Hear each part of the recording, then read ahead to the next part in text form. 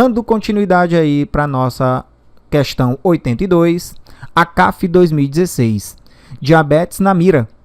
O diabetes é hoje um dos maiores inimigos da saúde pública. A doença afeta cerca de 250 milhões de pessoas em todo o mundo, sendo 4% delas no Brasil. Segundo dados da Federação Internacional do Diabetes, estima-se que esse número aumente devido ao envelhecimento da população e à maior prevalência de sedentarismo e obesidade.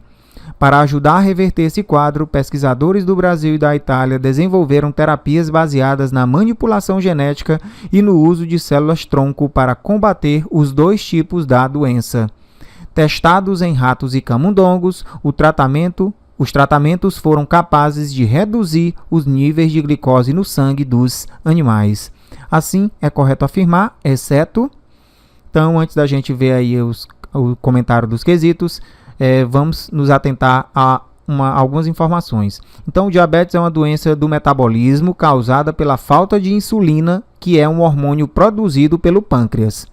A insulina, ela é um hormônio de extrema importância para o organismo. Sua principal função é regular o metabolismo da glicose pelos tecidos do corpo, tornando possível e aumentando a velocidade do transporte da glicose para dentro das células, que lá serão transformadas em energia pelo corpo. Então, a insulina é uma substância que vai abrir as portas da célula para a entrada de glicose.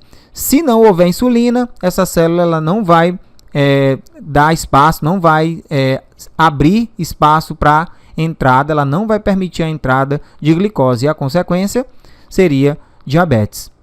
Certo? Letra A.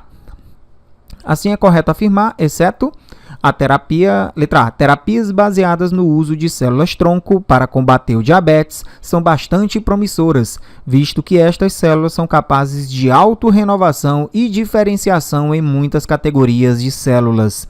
Além disso, as células-tronco podem ser programadas para desenvolver funções específicas como a produção de insulina, tendo em vista que ainda não possuem uma especialização. Letra A, verdadeiro. Como o próprio texto afirma que o tratamento com célula-tronco foi capaz de reduzir os efeitos do diabetes. Então, quesito verdadeiro. O próprio texto está mostrando, né? Letra B. O pâncreas é uma glândula que produz o suco pancreático que age no processo digestivo, pois possui enzimas digestivas e de hormônios, como por exemplo, insulina e glucagon. Entre as enzimas digestivas presentes no suco pancreático, podemos citar a tripsina, amilase, lipase, sacarase e lactase. Esse quesito, ele é falso. Que na realidade, né, seria a nossa resposta, porque ele quer a resposta incorreta. Lembre-se que as enzimas digestórias sacarase e lactase estão presentes no suco entérico, secretado pela mucosa do duodeno. Vamos ver aí no quadro, vou mostrar para vocês, o quadro que mostra as enzimas produzidas pelo pâncreas. Então vamos lá, né? Deixa eu mostrar aqui, botar aqui na questão. Pronto, aqui. Então, local de produção, pâncreas, local de atuação, intestino delgado. Olha as enzimas aí, ó. Amilase pancreática, lipase pancreática, tripsina, quimiotripsina, peptidases e aqui no caso seria o bicarbonato de sódio, né? Então, o pH ideal para a ação dessas enzimas seria básico, né? Porque o intestino delgado lá, né? O pH dele é um pH básico. O substrato, onde essas enzimas vão atuar, a amilase vai atuar no amido, a lipase nos lipídios, tripsina nas peptonas, quimiotripsina também, peptidase nos polipeptídeos. E o produto da ação das enzimas nesse substrato seria o quê? Maltose, ácidos graxos e glicerol, polipeptídeos, oligopeptídeos e o bicarbonato de sódio facilita a ação das enzimas, certo? Então você pode tirar o print, se você estiver vendo no computador, pode tirar uma foto, pode inclusive acessar o site que a gente vai ter essas informações para vocês. Então, olha a pergunta. As enzimas, deixa eu voltar aqui a pergunta. Pronto, tá aqui. O pâncreas é uma glândula que produz suco pancreático que age no processo digestivo, pois possui enzimas digestivas e de hormônios como, por exemplo, insulina e glucagons. Tudo bem.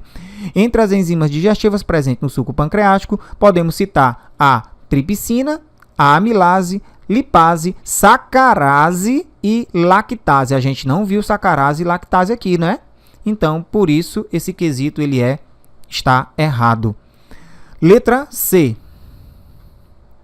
A classificação das glândulas é realizada segundo a liberação do produto de secreção.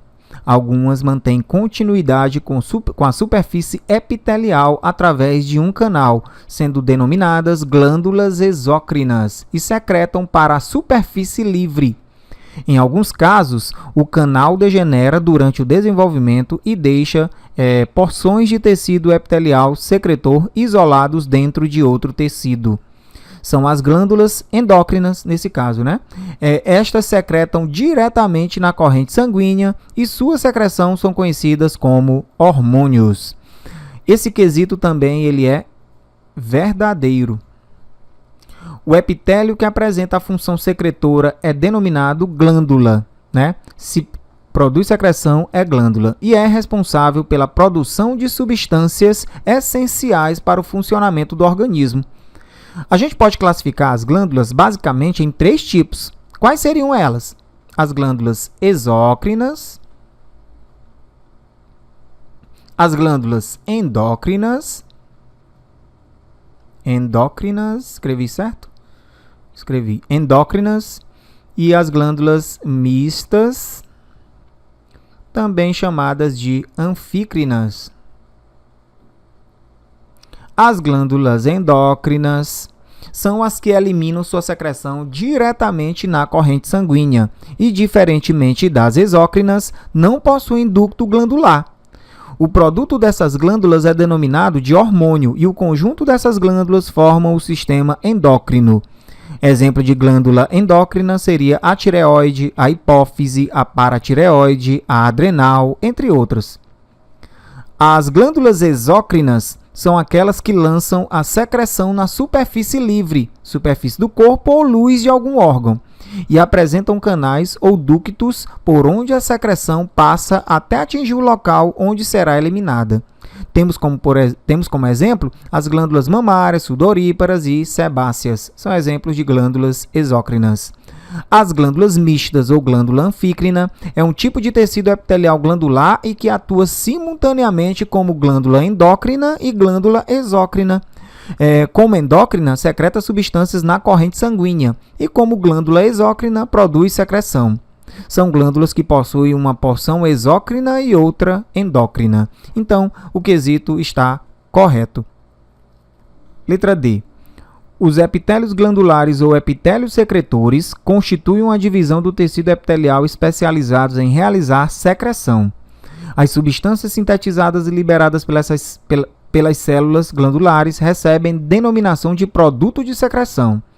E este varia quimicamente conforme a glândula considerada, podendo ser, por exemplo, glicoproteica, proteica, triglicerídeos e esteroides. Esse quesito é verdadeiro. Eu posso até complementar aí, ó. A gente pode dar como exemplo desse tipo de glândula as glândulas salivares, que secretam saliva. Então, quesito correto.